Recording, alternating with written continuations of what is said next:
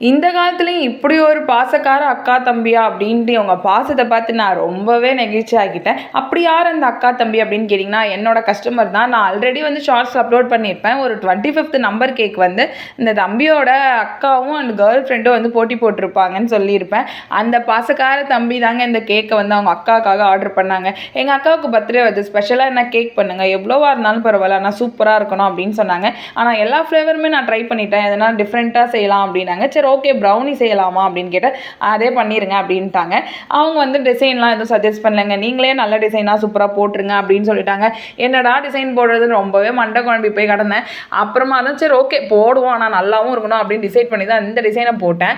ஒரு பக்கம் ஃபுல்லாக சாக்கோ சிப்ஸ் அண்ட் நட்ஸ் போட்டு அங்கங்கே பிஸ்கெட் எல்லாம் தூவி விட்டு, இது வந்து ஒரு பாசக்கார கேக்குன்றதால ஒரு அக்கா தம்பி இமேஜும் வச்சுட்டு பட்டாம்பூச்செல்லாம் பறக்க விட்டுட்டு ஃபைனலாக அந்த கேக்கோட அவுட்புட் பார்க்கல ரொம்பவே சூப்பராக இருந்துச்சு. எப்படி இருக்குன்னு நீங்களும் கமெண்ட் பண்ணிட்டு போங்க.